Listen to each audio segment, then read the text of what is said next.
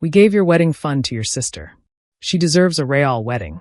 Dad said it like he was announcing the weather, like he hadn't just detonated a bomb in the middle of Sunday dinner. My fork froze halfway to my mouth, but I didn't drop it. I didn't cry either. I just turned slowly to look at my fiancé Marcus, and the expression on his face told me everything was about to change. Before I explain what happened next, let me ask you something. Where are you watching from right now? And when you hear the rest of this story, tell me honestly, what would you have done? My name is Vivian.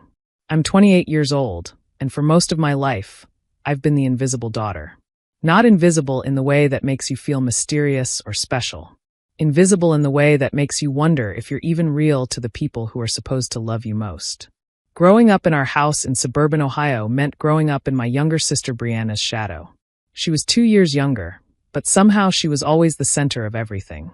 The loudest voice, the brightest smile, the one who got the new dresses while I got the hand-me-downs from our cousin. Mom used to say Brianna needed more attention because she was sensitive. Dad said she had potential that needed nurturing.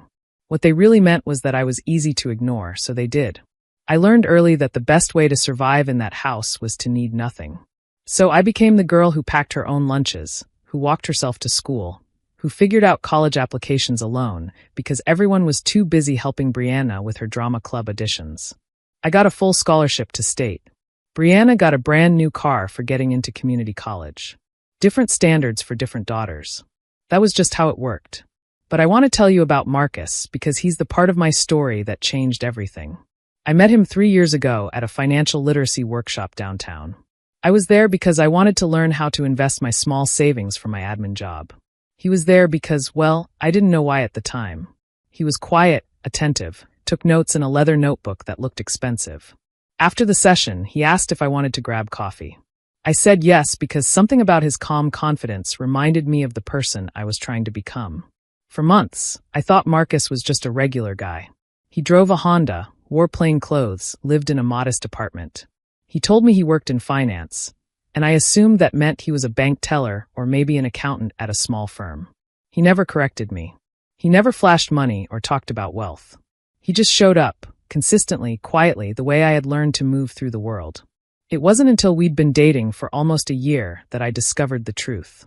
I was at his apartment helping him organize some papers when I found a magazine. Forbes. His face was on the cover. The headline read something about young founders revolutionizing fintech. My hands shook as I read the article. Marcus had built a financial technology company from his college dorm room. It had been acquired 2 years before we met. The number they mentioned made my head spin. 8 figures.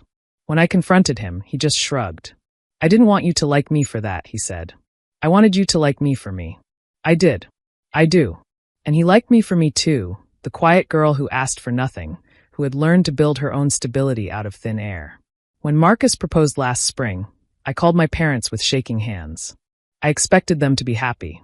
Instead, Mom immediately asked about the ring size, as if calculating its worth. Dad wanted to know what Marcus did for a living. I said finance, keeping it vague, because somehow I knew that if they discovered the truth, everything would change. I wanted them to love Marcus because he was kind and steady and good, not because of what he had. We started planning a small wedding. Nothing extravagant. A garden ceremony, maybe 50 guests, a local caterer. My parents had mentioned years ago that they'd set aside money for both daughters' weddings. The same amount for each, they'd promised. Fair and equal. I hadn't touched it, hadn't even asked about it, because I was paying for most things myself anyway. But I assumed it was there. A safety net. A sign that maybe they did see me after all. Then came Sunday dinner. We were at my parents' house. Brianna was there too, glowing about her own engagement to a guy named Derek who sold insurance and thought cryptocurrency was a retirement plan. She'd been engaged for 3 months and had already planned a destination wedding in Cancun. 200 guests. Open bar. A dress that cost more than my first car. That's when Dad cleared his throat and made his announcement. We gave your wedding fund to your sister. She deserves a real wedding. The table went quiet. Mom nodded along like this was perfectly reasonable. Brianna smiled, the kind of smile that told me she'd known all along. Maybe even orchestrated it. I set my fork down slowly. I could feel Marcus tensing beside me, but I kept my eyes on my father. You gave her my fund, I repeated quietly. The money you promised was mine. Dad waved his hand dismissively. You're doing fine, Vivian. You've always been fine. Your sister needs help planning something beautiful. You understand. I did understand. I understood that I had spent my entire life being fine, so they could pour everything into someone else. I understood that fine was their code for doesn't matter. But before I could respond, Marcus moved. He stood up slowly, pulling his phone from his pocket. His face was calm, but his eyes had gone hard in a way I'd never seen before. Should I tell them what I do for a living? The room shifted. Dad blinked, confused. Mom tilted her head like a bird that had heard an unfamiliar sound. Brianna's smile faltered. What do you mean? Dad asked, a nervous laugh escaping his throat. You work at a bank or something, right? Marcus didn't laugh. He pulled up something on his phone and turned the screen toward my father. I'm the founder of Verity Financial. Maybe you've heard of it. We were acquired by Goldman Sachs 2 years ago. That article there shows my net worth, if you're curious. Dad's face went white. Mom grabbed the edge of the table. Brianna leaned forward, eyes wide, then immediately looked at me like she was seeing me for the first time. Dad sputtered. I'm the man who was going to write a check to cover every cost of Vivian's wedding, Marcus continued, his voice never rising. I was going to make sure her family didn't have to worry about a thing. Because that's what you do for the people you love. But now I'm hearing that you took money that belonged to her, money you promised her, and gave it to someone else because she deserves a Real wedding. He let the question hang in the air like smoke. Brianna stood up suddenly. I didn't know it was Vivian's money. Mom said it was extra family savings. Sit down, Brianna, Dad snapped, but his voice had lost all its authority. Marcus slipped his phone back into his pocket. Here's what's going to happen. You're going to return every dollar you took from Vivian's fund. I don't care how you do it. Sell something. Take out a loan. Figure it out. Because if you don't, I will make sure every person in this family, every person in this community, knows exactly what kind of parents steal from their own daughter. Mom's voice cracked. Marcus, please, this is a family matter. Vivian is going to be my family, Marcus interrupted quietly. And I protect my family. Unlike some people at this table. I watched my parents crumble. Dad's confidence, the smug certainty he'd worn for decades, collapsed like wet paper. Mom kept looking between Marcus and me, as if trying to calculate some new equation she'd never considered. Brianna, for once, was completely silent. I stood up then, pushing my chair back slowly. I didn't yell. I didn't cry. I just looked at my father and said something I'd been holding inside for 28 years. I spent my whole life trying to be enough for you. Working harder, needing less, disappearing so you could focus on her. And you know what? I was enough. I was always enough. You just refused to see it.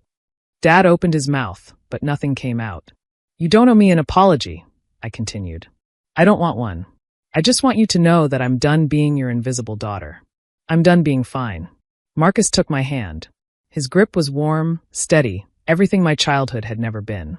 We're leaving, he said to the room. You have 30 days to return the money.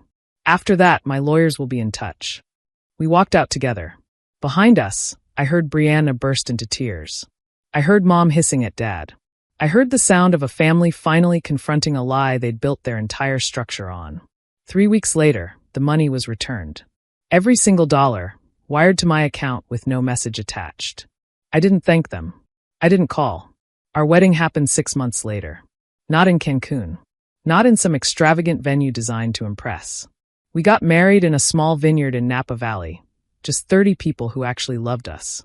Marcus's parents, my college friends, a handful of his closest colleagues. My parents weren't invited. Brianna texted me the night before. She said she was sorry, that she hadn't known, that she wanted to be there. I didn't respond. Some apologies come too late to mean anything. What I remember most about that wedding day was the silence. Not the painful kind I grew up with, but the peaceful kind. The kind that comes when you finally stop performing for people who were never really watching. Marcus wrote his own vows. He said he fell in love with me because I was the first person who never asked him for anything. He said I taught him that strength isn't loud, it's consistent. He said he would spend the rest of his life making sure I never felt invisible again. I cried then. Finally, the money my parents returned, I donated it. All of it. To a scholarship fund for first-generation college students. The kind of kids who have to figure everything out alone. Who pack their own lunches and walk themselves to school and learn early that no one is coming to save them. Because I know what it's like to save yourself. And I know how much harder it is when you're doing it invisible. My sister's wedding in Cancun happened last month. I heard the photos were beautiful. I also heard Derek got drunk during the reception and made a speech that embarrassed everyone. Brianna called me crying afterward, wanting to talk. I let it go to voicemail. Some doors close for a reason. And some people only reach out when their spotlight starts to dim. I'm building a different life now. One where I'm seen, where I'm valued, where the people around me don't keep score. Marcus and I bought a house last month. Nothing flashy, just a place with a big kitchen and a backyard where our kids can play someday. If they're ever feeling invisible, I'll know how to see them.